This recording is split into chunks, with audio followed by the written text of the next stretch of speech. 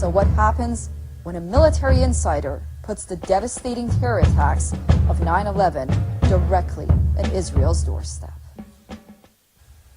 Dr. Alan Sabrosky, thank you so much for joining us on The Autograph. My pleasure, Susan.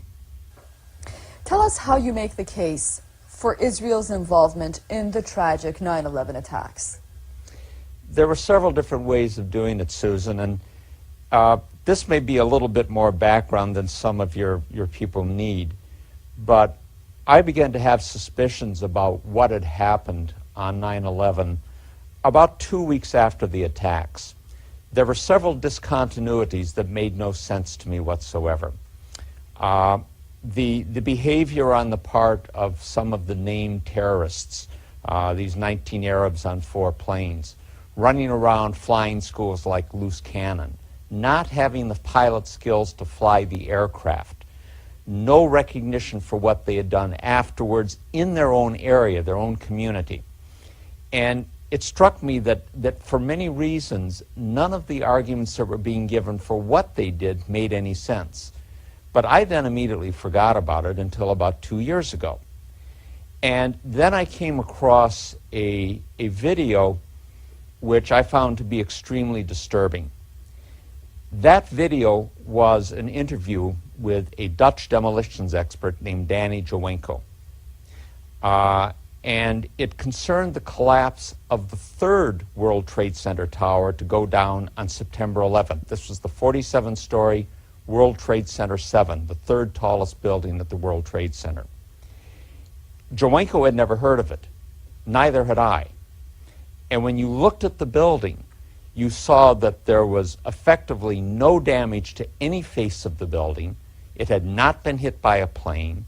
It had not been taken major trauma from debris, and it went straight down into its own footprint in about 7 seconds in what was visibly a controlled demolition. You know, and it was pretty clear that whatever those 19 named Arabs on 4 planes, 2 of them at the World Trade Center, had or had not done, they could not have had any possible effect on that 3rd building going down.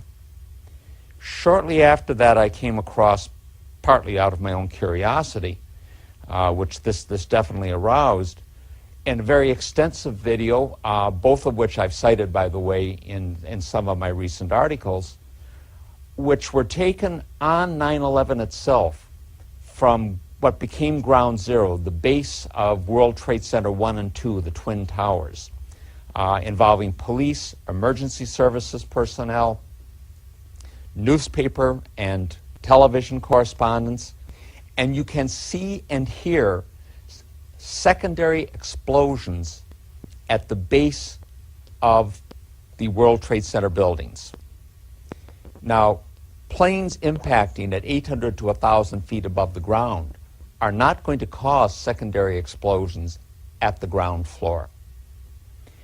And this followed over into other reports, also there on September 11th, about vans in the area, white vans. In one case, a van was picked up by police and people arrested at the access to a major bridge. The van was filled with explosives, and the 2 people in it were Israelis. In Bergen, New Jersey, same day, a van with several people in it had set up cameras. Before the first plane hit, they were filming the Twin Towers, and they were celebrating. High fives. It was a good thing for them. Residents called police. Police arrested them. All 5 were Israelis. What intrigued me, in addition to angering me, was that within days, all of these reports disappeared from the media. Most Americans don't know that a 3rd building went down at the World Trade Center. Most have never heard about the secondary explosions reported by CNN, ABC, Fox, and others at the foundation of World Trade Center 1 and 2. None have ever heard about the vans.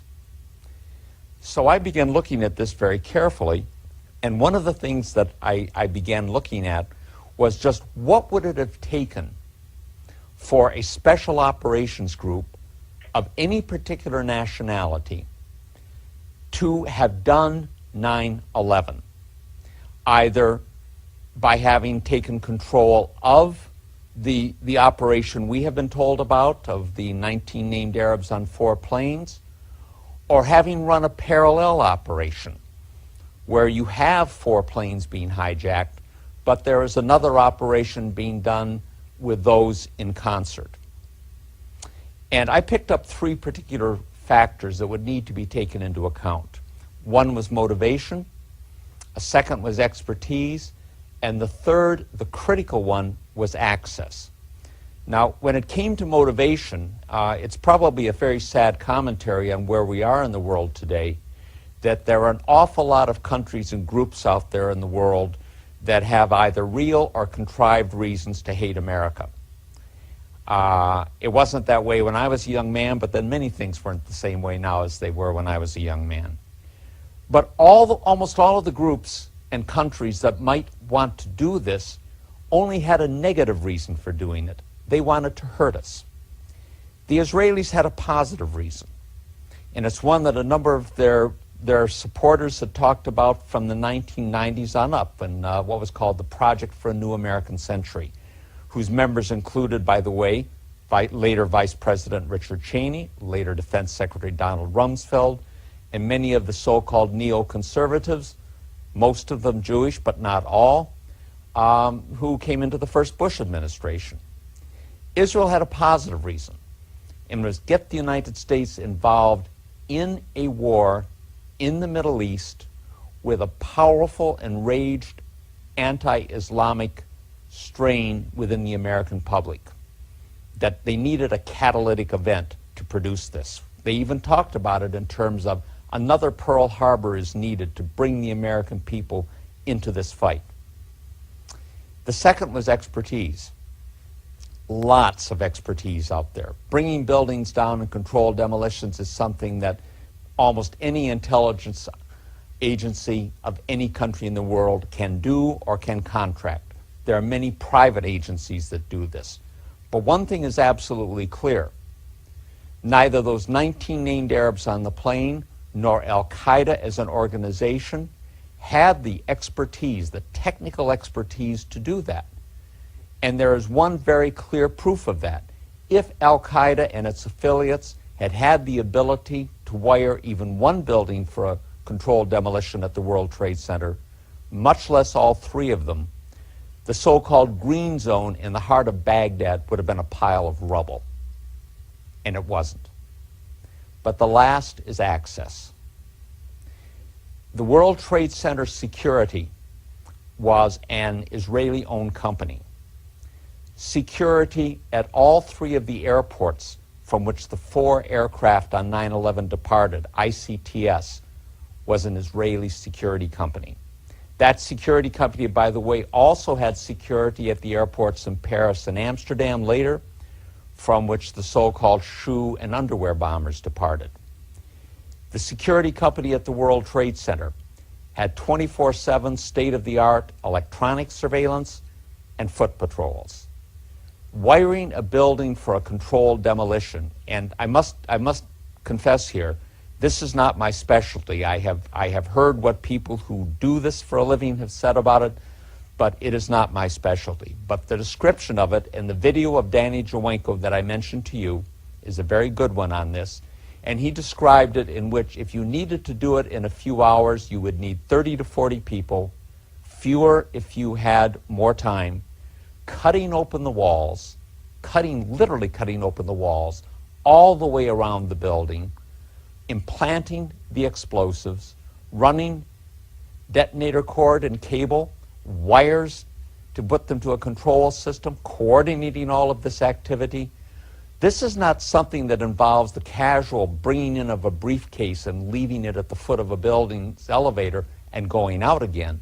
This is extensive work, and it would require the type of extensive sustained access that could not go unremarked by the security forces in place on this. They also needed the ability to evade apprehension and to have their escape concealed. And they had that done.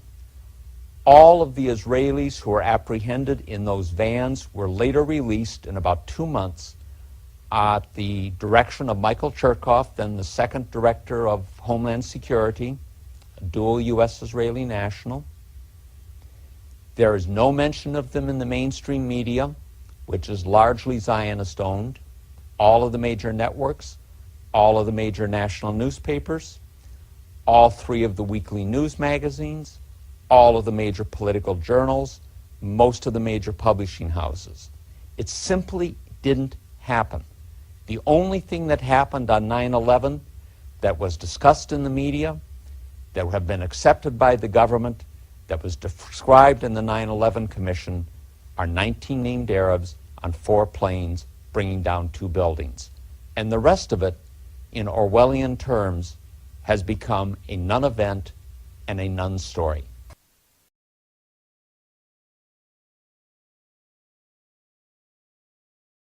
What we need to stand up and say is not only did they attack the U.S.'s liberty, they did 9/11. They did it.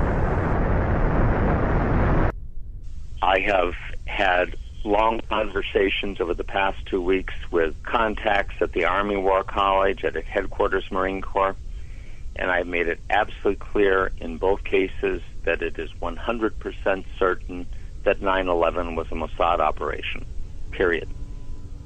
First, the disbelief, and what I show them immediately afterwards is an interview with a demolitions expert named Danny Jowenko, and it shows the 3rd building at the World Trade Center going down. And they look at that, and I said, now you understand that if one of the buildings was wired for demolition, all of them were wired for demolition.